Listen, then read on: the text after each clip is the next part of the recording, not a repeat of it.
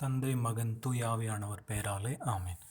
அன்புக்குரிய சகோதர சகோதரிகளே, இந்த தவ காலத்தில் நாம் எவ்வாறு உத்தம மனஸ்தாபத்தோடு நம்முடைய நெஞ்சங்களையும் நம்முடைய உள்ளங்களையும் ஆண்டவரை கற்பணிக்க வேண்டும் என்று இந்த முதலாவது வாசகத்திலே யோனா ஆகமத்திலிருந்து நாம் கேட்டோம். எவ்வாறு யோனா ஆண்டவர் வார்த்தை மக்களுக்கு அறிவித்த பொழுது அரசனின் முதல் கொண்டு அந்த இருந்த மக்கள் அனைத்தையும் விலங்குகள் அனைத்தையும் சாக்கு உடையை உட்டுக்கொண்டு எவ்வாறு அவர் ஆண்டவரின் இரக்கத்திற்காக கெஞ்சி மன்றாடினார் என்று.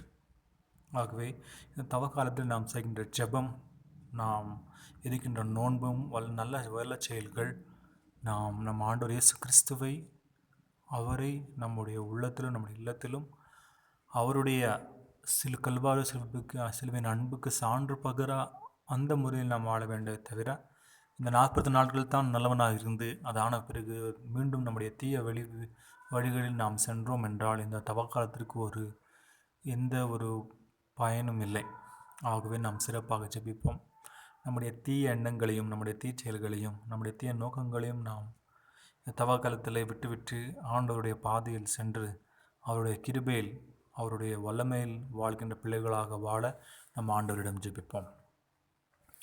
நெஞ்சத்திலே தூய்மையுண்டோ, இயேசு வருகின்றார்.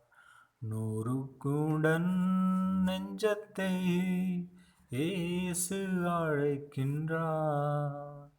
நெஞ்சத்திலே தூய்மையுண்டோ, இயேசு வருகின்றார்.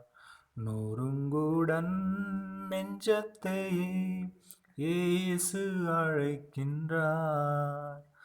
வருந்தி சுமக்கும் பாவம் நம்மை கொடிய இருளில் சேரும்.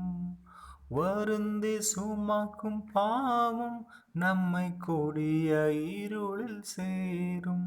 செய்த பாவம் இனி போதும், செய்த பாவம் இனி போதும், அவர் பாதம் வந்து சேரும், அவர் பாதம் வந்து சேரும். நெஞ்சத்திலே தூய்மையுண்டோ, இயேசு வருகின்றார். நொறுங்குடன் நெஞ்சத்தை இயேசு அழைக்கின்றார். குருதி சிந்தும் நெஞ்சம் நம்மை கூர்ந்து நோக்கும் கண்கள். குருதி சிந்தும் நெஞ்சம் நம்மை கூர்ந்து நோக்கும் கண்கள். அங்கு பாரும் செந்நீர் வெள்ளம், அங்கு பாரும் செந்நீர் வெள்ளம், அவர் பாதம் வந்து சேரும், அவர் பாதம் வந்து சேரும். நெஞ்சத்திலே தூய்மையுண்டோ, இயேசு வருகின்றார். நெருங்குடன் நெஞ்சத்தை இயேசு அழைக்கின்றார்.